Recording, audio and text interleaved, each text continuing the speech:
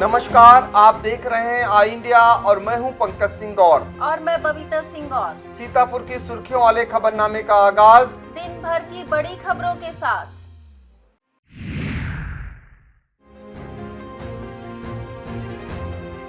प्रवक्ता के 124 पदों पर भर्ती प्रक्रिया शुरू, 18 जून से करेंगे आवेदन। यूपी बोर्ड के परीक्षार्थियों को प्रमोट करने का तैयार हुआ फार्मूला। एक्सपायर परिवहन दस्तावेजों की अब 30 सितंबर तक होगी मान्यता। बीएड की प्रवेश परीक्षा 18 जुलाई को 5 अगस्त को आएगा परिणाम।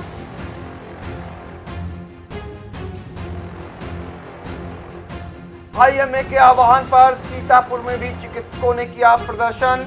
डीएम ने सीएचसी खैराबाद का मुआयना कर दिया जरूरी दिशा निर्देश। शेष प्रधानों व सदस्य ग्राम पंचायतों को दिलाई गई वर्चुअल शपथ। उफनाई नदियां मर्राया बाढ़ का खतरा, 2 घर कटे 3 मुहाने पर।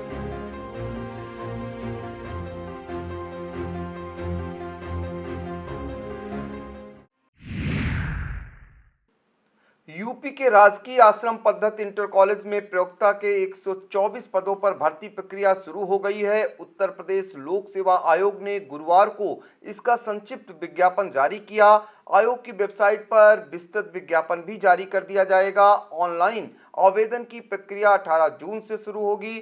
भर्ती परीक्षा में शामिल होने के लिए ऑनलाइन माध्यम से परीक्षा शुल्क बैंक में जमा करने की अंतिम तिथि 15 जुलाई और ऑनलाइन आवेदन स्वीकार किए जाने की अंतिम तिथि 19 जुलाई निर्धारित की गई है।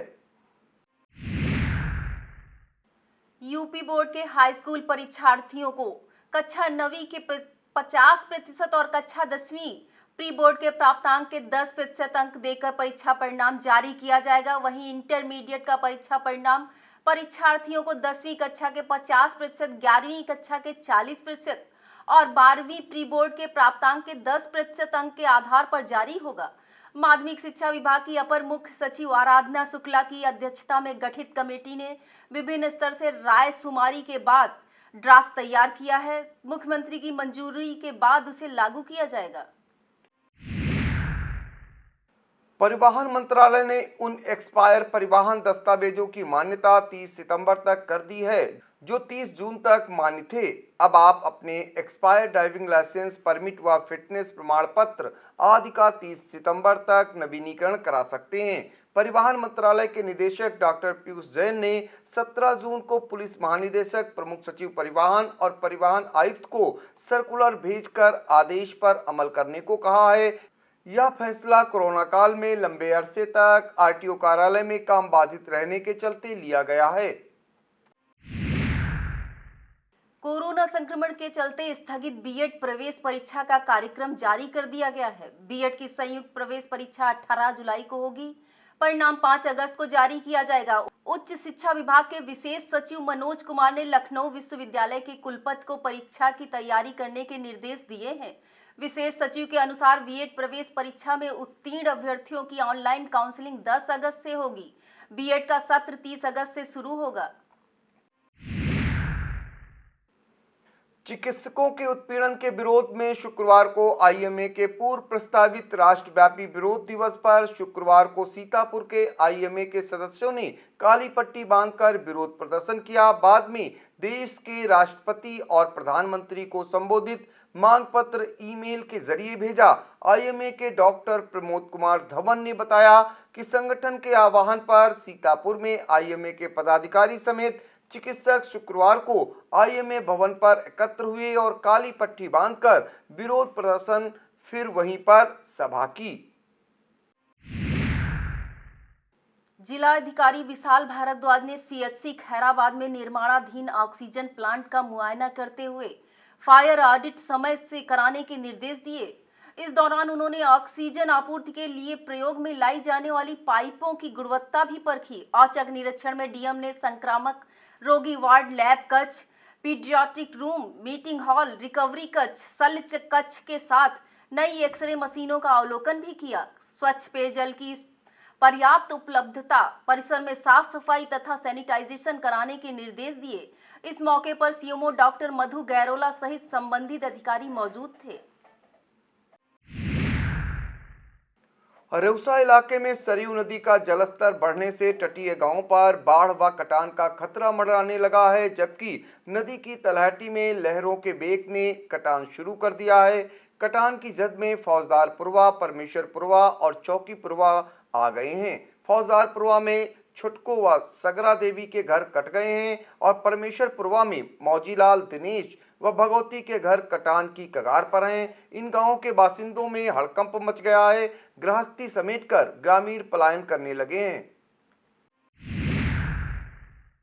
बारिश के कारण चहलारी घाट से लेकर बाराबंकी जिले तक सरयू नदी के किनारे बने तटबंध हो गए हैं, लिहाजा तटबंध की मजबूती पर खतरे की संभावना उत्पन्न हो गई है। बाढ़ के समय दर्जनों गांवों तक सहायता पहुंचाने का यह तटबंध ही जरिया बनता है। गांव जलमग्न होने पर लोग इसी तटबंध पर शरण लेते हैं। गांजर के बासिंदों ने तत्काल तटबंध के रेन कटों को दुरुस्त कराए जाने की मांग की है।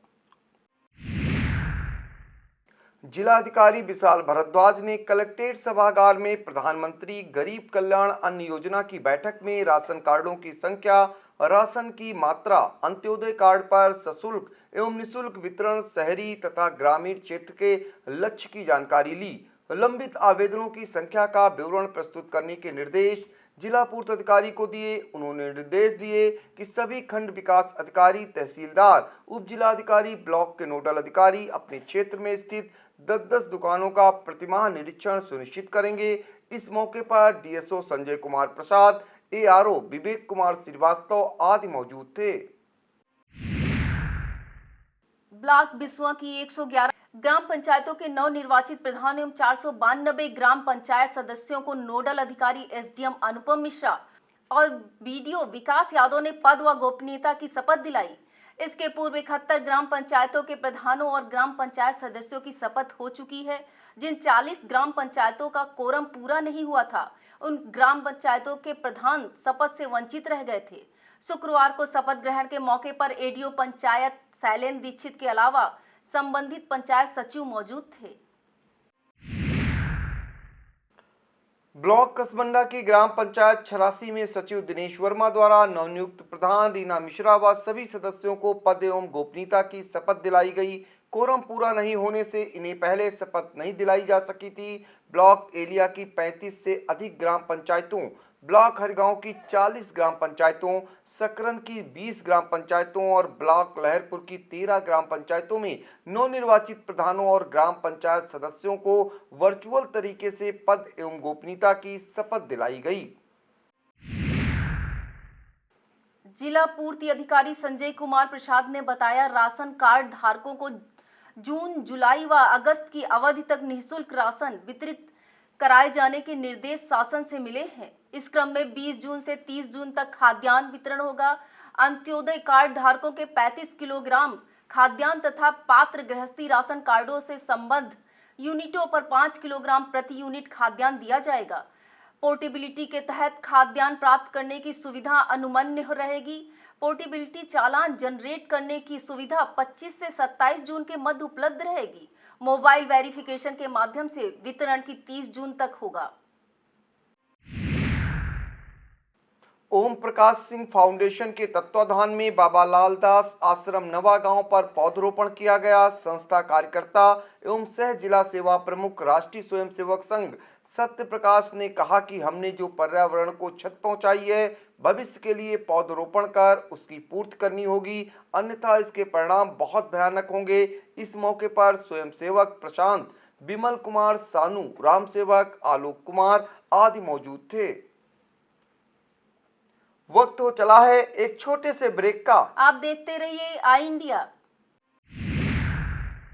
स्टूडियो आईएएस लखनऊ में ही सिविल सेवा की तैयारी के लिए एक बेस्ट फैकल्टी के साथ एक मॉडर्न कैंपस उपलब्ध करा रहा है। अब स्टूडेंट 12वीं के बाद ही आईएएस और पीसीएस की तैयारी कर सकते हैं। इसमें 12वीं के बाद आप ग्रेजुएशन करते हुए जो छात्र हैं वो आईएएस की परीक्षा के लिए तैयार किए जाते हैं। अगर आप ग्रेजुएशन कर चुके हैं तो आप हमारे स्पेशल बैच में आईएएस और पीसीएस की तैयारी कर सकते हैं। स्टूडियो आईएएस स्टूडेंट के रहने और खाने की व्यवस्था भी उपलब्ध कराता है, जिससे वो अपना पूरा समय सिर्फ पढ़ने के लिए यूज कर सके। अधिक जानकारी के लिए आप कॉल करें 9517171733 पर। शहर के मोहल्ला शास्त्री नगर में रहने वाली 10,000 की आबादी का जीवन किसी बेहद पिछड़े ग्रामीण इलाके से बदतर है। गड्ढों वाली खस्ता हाल सड़क और खुदी पड़ी नालियों से बदरंग सूरत के बदलने की आस में 10 साल गुजर गए, लेकिन हालात जस के तस ही बने हुए हैं। बारिश के सीजन में यह मोहल्ला बाढ़ प्रभावित इलाके सरीखा नजर आने लगता है। जल भराव और कीचड़ से बजबजाती सड़कों का जरा सा चूके नहीं कि गड्ढों में लुढ़कने से जख्मी होने की भरपूर गुंजाइश रहती है। समस्याओं से आजिज नागरिकों ने अब रोड नहीं तो वोट नहीं का संकल्प लिया है। शहर के हुसैनगंज स्थित नरेंद्र हीरो के शोरूम पर हीरो की बाइक का नया मॉडल HF100 शोरूम मैनेजर अभय मिश्रा द्वारा लॉन्च किया गया। लॉन्चिंग के दौरान ग्राहकों को बाइक के फीचर्स के बारे में विस्तार से जानकारी दी गई। इस अवसर पर विनय चौहान, अमर तिवारी, सूरज सैनी, मोहित शुक्ला आदि मौजूद थे। शिक्षक उत्थान समिति की ओर से मुख्यमंत्री को पत्र लिखकर टेट पास शिक्षा मित्रों को उत्तराखंड की भांति नियमावली में संशोधन करते हुए कार्यानुभव व योग्यता के आधार पर सहायक अध्यापक पद पर नियुक्त करने की मांग उठाई गई है। 40,000 टेट पास शिक्षा मित्रों ने यह सवाल भी उठाया है, नियमावली समान होने पर भी उत्तराखंड की तरह उत्तर प्रदेश में लाभ क्यों नहीं दिया जा रहा है। इसके अलावा शेष शिक्षा मित्रों को नवीन नियमावली बनाकर नियमित करने की मांग भी की गई है।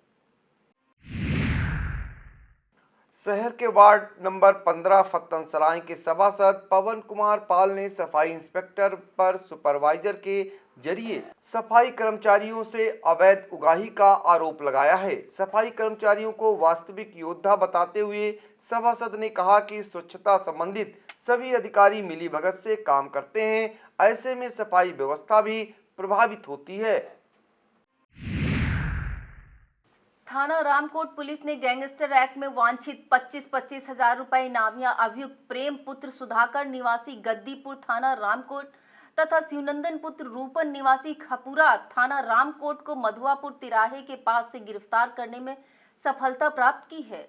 अभियुक्तों को दबोचने वाली टीम में उप निरीक्षक दयानंद तिवारी, कांस्टेबल राहुल पटेल और विशेष प्रताप सिंह शामिल थे। पुलिस के मुताबिक अभियुक्त गढ़ साथी शराब तस्कर हैं, करीब 1 माह से वांछित चल रहे थे।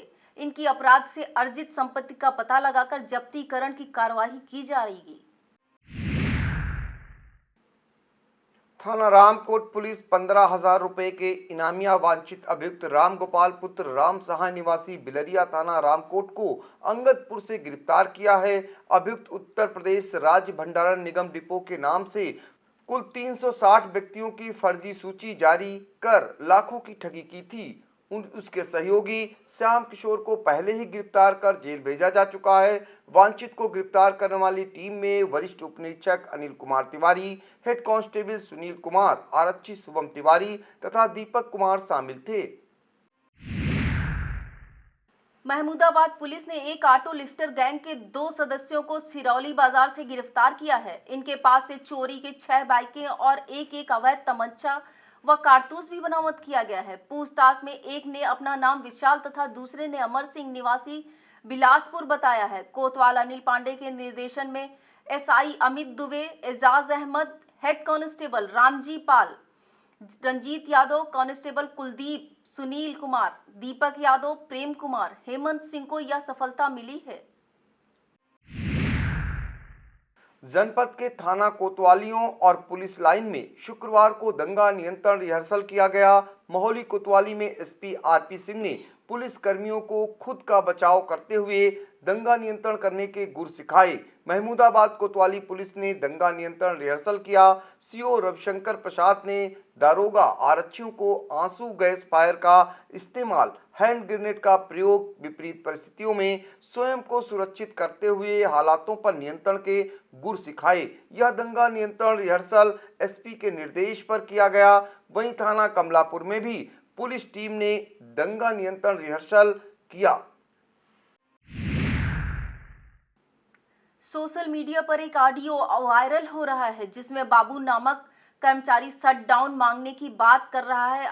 ऑडियो में सक्षम अधिकारी से विनय नामक कर्मचारी द्वारा फोन न उठाने की बात की जाती है तो सक्षम अधिकारी हिदायत देता है कि कोई काम फ्री में नहीं होता है। यह वायरल ऑडियो विद्युत उपकेंद्र सिधौली के कर्मचारी और जेई का बताया जा रहा है।